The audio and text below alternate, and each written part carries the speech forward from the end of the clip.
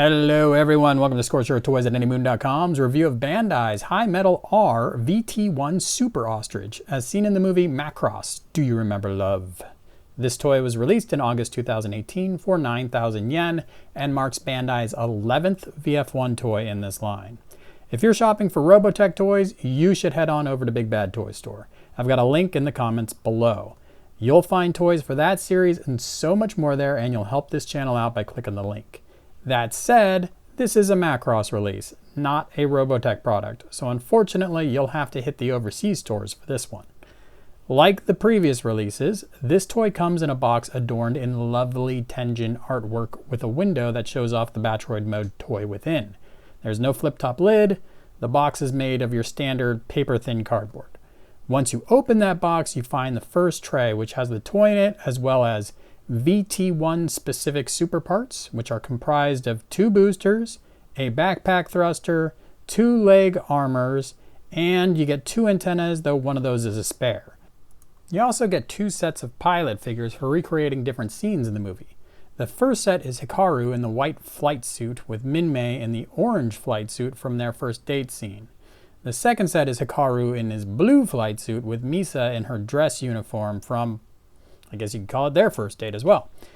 The other accessories are standard for High Metal R toys. You get a canopy for fighter mode, there's 3 landing gear, there's intake fan detail for the hips, there's a neck and cavity filler piece, a set of fists, 2 left hands in either the open palm or the gripping barrel of a gun position, though the Super Ostrich was strictly a trainer, so there's no actual gun in this package. Below all that, you'll find a second tray that has a set of wings that can be used in all 3 modes, and then a smaller set of wings for use specifically with Battroid mode. Behind the orange piece of cardboard, you'll also find instructions. I've got a full scan of those instructions up on AnyMoon.com. This toy comes packaged in Battroid mode like the previous High Metal R toys, but I'm going to begin in fighter mode because that's the best mode to show off the concessions made for scale and price point. Now this toy is about 16 centimeters long in fighter mode in comparison to a Yamato V2 toy or an Arcadia toy these days, which is 24 centimeters long in fighter mode. Arcadia is also charging 21,800 yen for their super version VF1s. This toy again is only 9,000 yen, so it's cheaper, it's smaller, and that means it's not going to have all the frills. And we're going to start with the canopy. On a Yamato V2 toy and some various other toys, you have a nice hinged canopy that comes up like so.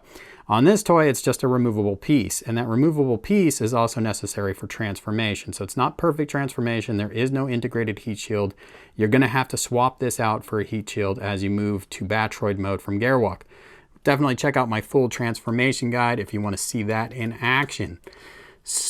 Speaking of not integrated, like the heat shield was not, we will flip the toy over and take a look at the landing gear, which are separate pieces. You pop open and then you fish from your stock of parts, your front landing gear here, and then moving to the back, same idea. We just pop off these doors, go to our little parts bin, find the corresponding landing gear part and plug it in. Now it does plug in pretty firmly and it stays on nicely. Looks good. Tires are not rubber. Tires do not spin. Tow bar is not articulated. But it looks good and it does create plenty of clearance for the vehicle on the ground. So that's nice. The High Metal R, like the V2 toys, does have the ability to pop open the hip, unlike the Yamato V2 toys, which then just have intake fan detail. With the High Metal R toy, you do have to go fish out a separate part. So here I have my fan detail. Go ahead and plug that in. And again, stays on nicely. So those are your major concessions for price and size. But the toy does handle them fairly well. So if you can get beyond those, you have a super solid fighter mode. Everything is tucked and pegged together very well. So these legs are pegged into the backpack. The arms are pegged into the legs. Everything is very, very solid. The hips, very solid, pegging in to that chest area in the front. So handling the toy is definitely very nice. So here I have an original High Metal VF1 toy, and I really pulled this out just to show you the differences between the 2-seat version and the 1-seat version We'll start with the gun underneath. The VF1 toys, if they're a one-seater, they come with a gun. You do have to remove the handle to stow the gun. The two-seaters, the VE1 and the VT1, do not come with a gun because it didn't really make sense for them to have one in the storyline. So it's a trainer Valk. It's not out there fighting people. Now turning the toy over, we do have very different canopy shapes. You can see the two-seater obviously has a cockpit set up for two, a pilot and a co-pilot. And behind that cockpit, you can see a little wider gap over here on the one-seat version. So different nose cone all together for the one-seaters. And then moving back, you can see the chest on the two-seater, just a straight line across. On the one-seater, we have that notch, and you'll see that more prevalently when we get to Battroid mode, but obviously that means this trap door behind what becomes the head is going to be a little different shape as well. And then we move back to the backpack, and the backpack, very different, has this flap part here, but also smaller vertical stabilizers, and they don't fold in like they do on the one-seat versions. So that's pretty different, and you will see that more when we throw the super parts on this vehicle. And then finally, we do have these wings. They have the bulbous ends to them, which I believe was for additional veneer thrusters in the story. So there you go. Your VT1 two-seater has some pretty large structural differences from the one-seater, and that's going to mean things like the GBP that require the chest being a certain shape aren't going to work out on your two-seat versions of the vehicle. Now, one cool thing to point out here, I do have the head tucked in underneath in atmospheric version here, and that's why this thing is called an ostrich. That head stows in. It does have a little extension gimmick that we will see when we put the super parts on and bring that head out. Now, one thing that this toy does not do that you would find on the Yamato V2 toy is the head, these sensors here don't tuck in. They are permanently exposed, which is great for Battroid mode, but a little less great for fighter mode where you'd want them to be concealed. So the arms on a VT1 are the same arms you would find on a one-seat version of the vehicle, which means it has the slots for super parts. That is where your display stand adapter is going to plug in. So you're just going to go ahead, apply pressure, and put that on. Now this is the only display stand adapter for fighter mode that Bandai has given us. And the reasoning there, I'm sure, was pretty simple, that there are no ARM super parts, so there's no need for a super version of that display stand adapter. Unfortunately for this particular vehicle, it doesn't really work out that way, but you don't get a Tamashii Stage 5 Act display stand anyways. You're gonna have to go find your own. Once you've got one, it plugs in pretty well. It's gonna hold the toy very securely, provided you don't have the super parts on. So let's take a look at the curveball you get when you do put the super parts on the vehicle. I have got the super parts on, and I'm going to convert from flying around desolate Earth version to a first date with Minmay version by taking out these pilot figures. There's a little hole in the bottom of the pilot, a little peg in the seat. So once you put the new pilot figure in there, you give it a little press down, and it shouldn't rattle around the cockpit for you at all. So let's get Minmay in there. And there we go, push her down.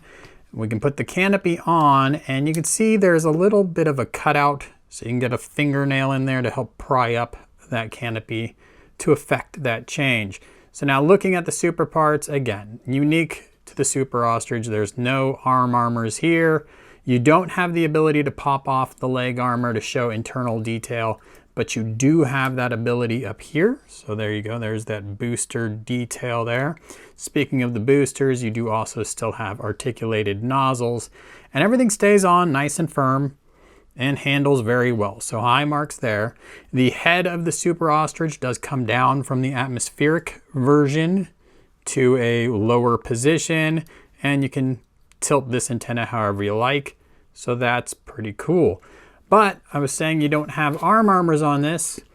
Here is that display stand adapter we had for fighter mode. It's too thick to work when you have the legs bent down with the super parts attached. So you're gonna be in another awkward position trying to figure out how to kind of jam this in order to get it on your Tamashii stage act. Or you can grab an adapter from a different toy, which is probably your better bet. So that is obviously pretty unfortunate. Let's go ahead, continue on to Gerwalk mode. With the toy in Gerwalk mode, you're going to use the new display stand adapter that looks like this. It's just a little tiny clip that goes on to the metal bar on the back. It does a decent enough job holding the toy upright while still allowing you to pivot the toy in a few different directions. So that's all good. If you wanted to keep the arms back in sort of that VTOL position, so you've only got the legs down, but the arms are still tucked inside, you can use that fighter mode adapter that came with the toy, and it'll work out just fine. Now, these toys do a great job in Gerwalk mode. You can see it's pretty stable. You've got twist points at the knees, and that allows for quite a bit of posing to happen. You will notice that these hands are very small and chintzy, so this is a good time to go ahead and pull a hand off and plug in the fixed posed hands that come with the toy. You can see ball joints, they just pop right on. They've got kind of a little rubbery quality to them. So here you go, there's the fixed posed hands on the toy, and we can have fun posing it in various different ways and not having any issue with things pulling apart, detaching. Hips still very much attached. Again, that backpack, although it's not locked in position, doing a fine job of staying where you want it to be. And of course, Gerwalk mode working just fine without the super parts. I do have the blue flight suit pilot in there. I've got Misa in there again, so the only thing I'm really missing is a tent for diorama purposes. Gerwalk mode otherwise doing pretty fantastic. Here you can see that backpack folded over a little bit differently again from your typical VF1. There are no hard points on the wings, so if you were thinking you were going to go ahead and grab some ordnance from a different toy, it's not going to work out for you. You'd have to swap wings entirely, and obviously that's not going to look very good. Sure, you can grab a gun, but that's about it. Now I do have the head tucked in. I've got those intake fan detail pieces on. One thing while we've got the toy flipped over that is pretty cool about Gerwalk mode high metal toys is the way this hinge comes down, pivots downward to give that full range of articulation for the arm without running into the wings. So if I brought this upward, then they would be hitting. So you can drop that shoulder assembly down, and that's pretty cool. And you can see the whole hinge slides on this rod, which helps create the clearance so you can bring the legs forward and pull the arms out without disconnecting the intakes, which isn't always the case on VF1 toys. All right, we're ready to transform to Battroid mode. And again, I do have a separate transformation guide, and I have scans of the instructions up on anymoon.com. But one thing to note is we are going to replace this canopy with that separate heat shield part. That's really the only piece you have to swap for transformation. But obviously perfect transformation fans are going to cringe at that. So I'm in Battroid mode now. I've replaced the intake fan detail with those covers. Not really a necessary step of transformation because you could just never use those intake fan details if you didn't want to. I'd like to take a closer look at the head. It's got a lot going on. You might have seen in Fighter or Gerwalk mode the head in a few positions that you didn't really agree with. So let's talk about that a little bit. There is an antenna up on the top that pivots left and right. And then there's this part of the antenna it's a peg-in piece, which is good because if you inadvertently put too much stress on it, it'll just pop off, hopefully, instead of breaking. In Battroid mode, the head's going to look like this. In Gerwalk and Fighter mode, obviously we have some options. I like to bring it down as low as possible. And to help you out with that, there's a little extension piece here in the neck. You can see that little extension that just happened there. So in Fighter and Gerwalk mode, I was using that to get the head as low as possible. You cannot use that and try to tuck the head in fairly tightly and get a little portion of the round area tucked up into the nose cone if you don't look like that extended neck look. I think this thing's called an ostrich, and we should extend that head down as low as possible. Now the head also does have that pivot right there, and it has the ability to twist left and right. So when we're posing the toy now in Battroid mode, we have lots of options for what we're going to do with all of these different areas. So that's all pretty good. Inside the box, you also get these cavity fillers. Another optional part, but pretty nice to have. If we pivot the head forward, we can pull this piece out, and we're just going to plug everything in like so. Close back up the trap door in the back. Bring that little piece there closed again, and put our head back in position. And now from the top, we have a nice flat surface all the way across. Again, an optional part, but a cool one nonetheless. Continuing with the theme of optional parts, I have the larger wings on there right now. I also have the backpack riding a little bit high. So what I'm going to do is I'm going to go ahead and just remove these wings. Now I'm not going to push down on that backpack. It seems like that might be a durability issue over time. Instead, we're just going to pull these wings straight out. We're going to take our optional Battroid specific wings, which are just one piece. They look smaller, which is how the wings look in Battroid mode frequently within the show. Just get those into position, push up, and they're going to lock very securely into place. Now I'm going to take that backpack, and I'm just going to slide that down. Let's get that.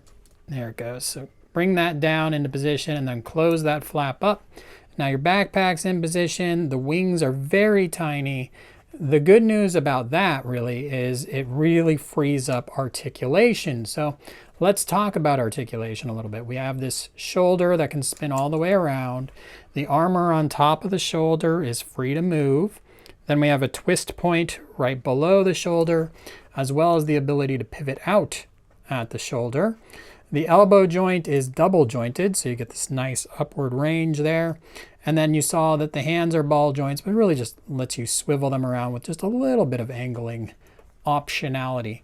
We've already gone over the head, so we can move down to the hips. The hips are really cool. You can go out with them. You can go in with them. You can splay out for a little A stance. Obviously, you can come way back, especially once that wing is out of the way. You can come way forward. And they have an extension gimmick that then allows you to get an even wider stance with them. So huge props on the hips here. They're going to let you have a lot of fun. Moving down, we have that Gerwalk joint that you know and love. And then we have a knee joint. The knee joint is not double jointed, so you only get a 90-degree range of motion on that. Obviously, you can come forward at the knee as well because you need that for Gerwalk. There is a twist point at the knee, and you can see that kneecap gets out of the way. And then moving down to the feet, they do have a great range of motion. Also, nice finish on this particular high metal R. So you can see that is metal. There's a metal swing bar. There's metal joints in the shoulders. That's pretty much all the metal we're talking about. So the name high metal, definitely a bit of a misnomer. So we can extend the foot to get more range of motion. We can come way back like we had it in Gerwalk mode. We can come way forward with it. Obviously open it up. The front toe also is a ball joint. On some of the earlier high metal toys, I had a problem with this ball joint popping off frequently. It hasn't been a problem on these later releases. So a lot you can do at the foot as well, which is great because when you have a ton of hip articulation, you need some ankle articulation to really take advantage of it. And the Bandai High Metal R delivers. I've got the toy back on the display stand, and you can see the super parts on now, not really inhibiting articulation at all. They're pretty intelligently designed, staying on very well, not having anything flop over on the back. The knee has plenty of articulation. The only thing that's at all a hindrance at this point is if you brought the leg so far back that it would hit that back booster. So pretty excellent stuff there. Again, no display stand included with the toy, just the adapter. But if you do have a Tamashii Stage Act display stand, lots of fun options open to you. Now in Battroid mode, the High Metal R toys are a little better than 14 centimeters tall. Now, if you had a Yamato V2 toy, that's right around 21 centimeters tall. And again, you can see that big color difference, very bright and bold orange on the Yamato V2, a much more understated orange on the High Metal R. And I should really bring up at this point that some people, under their lighting, the plastic that's molded in orange looks different than the painted on orange. For whatever reason, under my lights, everything looks just fine. It might be tungsten lights, it might be LED lights. There are definitely some lights out there that show a pretty marked difference between the orange. So your mileage may vary on that. Overall, I really like these High Metal R toys. I think for the price point, you are getting a bargain. It's fun to handle. You're not going to be nearly as worried about breaking it as something like these Yamato V2 toys, especially these ones that haven't been reissued a few times. Pretty hard to get your hands on at all. So the Bandai High Metal R, fun factor, value, overall very pleasant experience, and I highly recommend them. Check out anymoon.com for my full article, subscribe, and visit me on Facebook. And as always, thanks for watching.